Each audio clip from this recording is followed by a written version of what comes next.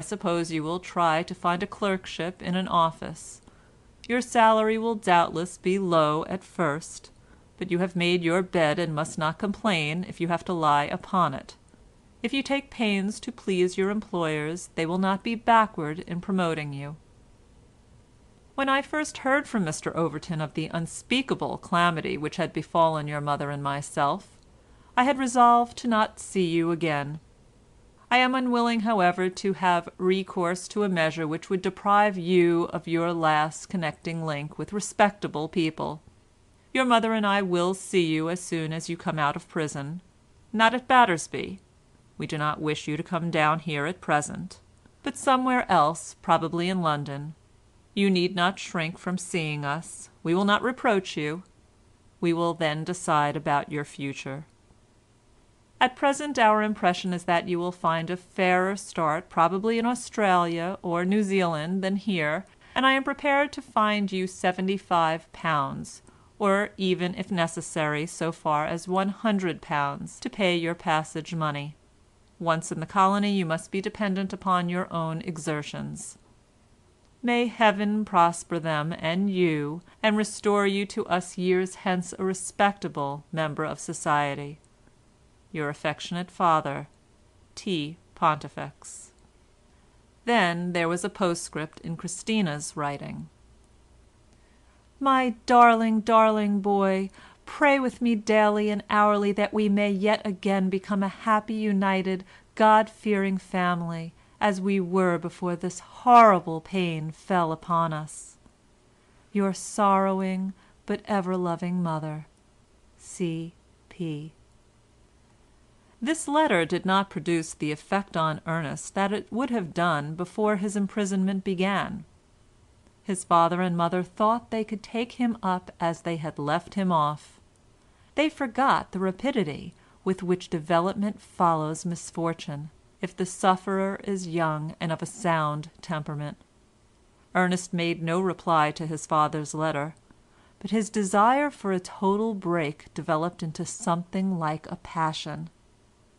There are orphanages, he exclaimed to himself, for children who have lost their parents.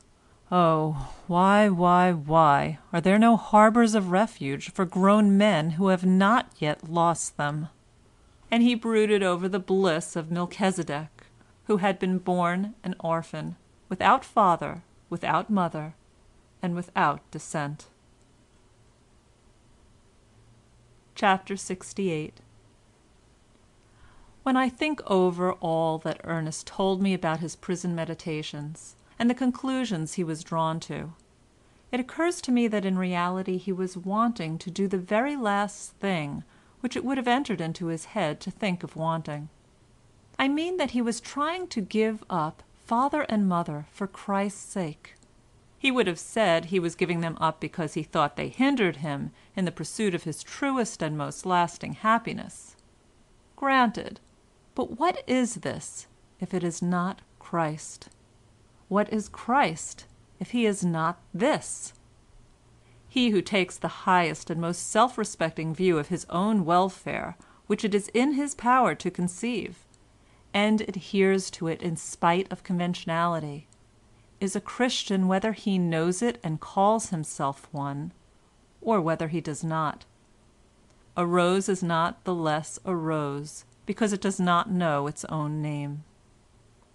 What if circumstance had made his duty more easy for him than it would be to most men? That was his luck as much as it is other people's luck to have other duties made easy for them by accident of birth. Surely if people are born rich or handsome they have a right to their good fortune. Some I know will say that one man has no right to be born with a better constitution than another. Others again will say that luck is the only righteous object of human veneration. Both, I dare say, can make out a very good case, but whichever may be right, surely Ernest had as much right to the good luck of finding a duty made easier as he had had to the bad fortune of falling into the scrape which had got him into prison. A man is not to be sneered at for having a trump card in his hand. He is only to be sneered at if he plays his trump card badly. Indeed, I question whether it is ever much harder for anyone to give up father and mother for Christ's sake than it was for Ernest. The relations between the parties will have almost always been severely strained before it comes to this. I doubt whether anyone was ever yet required to give up those to whom he was tenderly attached for a mere matter of conscience. He will have ceased to be tenderly attached to them long before he is called upon to break with them.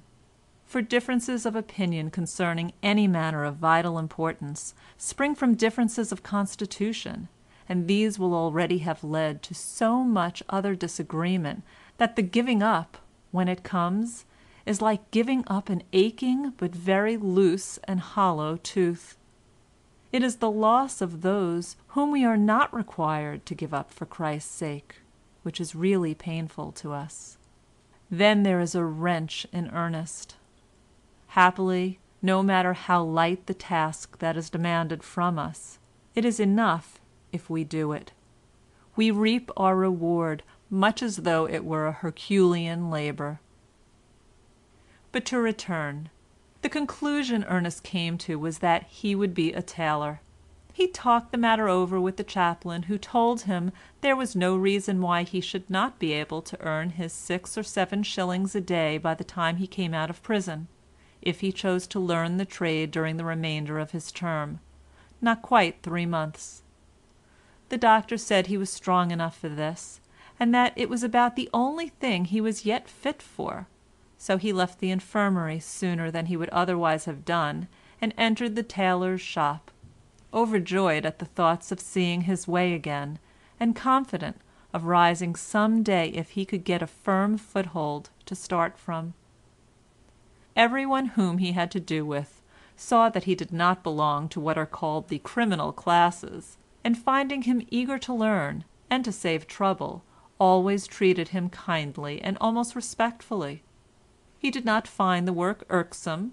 It was far more pleasant than making Latin and Greek verses at Roughborough. He felt that he would rather be here in prison than at Roughborough again. Yes, or even at Cambridge itself. The only trouble he was ever in danger of getting into was through exchanging words or looks with the more decent-looking of his fellow-prisoners. This was forbidden, but he never missed a chance of breaking the rules in this respect. Any man of his ability who was at the same time anxious to learn would of course make rapid progress, and before he left prison the warder said he was as good a tailor with his 3 months' apprenticeship as many a man was with 12. Ernest had never before been so much praised by any of his teachers. Each day as he grew stronger in health and more accustomed to his surroundings, he saw some fresh advantage in his position, an advantage which he had not aimed at, but which had come almost in spite of himself, and he marvelled at his own good fortune, which had ordered things so greatly better for him than he could have ordered them for himself. His having lived 6 months in Ashpit Place was a case in point. Things were possible to him which to others like him would be impossible. If such a man as Towneley were told he must live henceforth in a house like those in Ashpit Place, it would be more than he could stand. Ernest could not have stood it himself if he had gone to live there of compulsion through want of money. It was only because he had felt himself able to run away at any minute that he had not wanted to do so. Now, however, that he had become familiar with life in Ashpit Place, he no longer minded it, and could live gladly in lower parts of London than that, so long as he could pay his way. It is from no prudence or forethought that he had served this apprenticeship to life among the poor. He had been trying in a feeble way to be thorough in his work. He had not been thorough, the whole thing had been a fiasco, but he had made a little puny effort in the direction of being genuine, and behold, in his hour of need it had been returned to him with a reward far richer than he deserved. He could not have faced becoming one of the very poor unless he had had such a bridge to conduct him over to them as he had found unwittingly in Ashpit Place.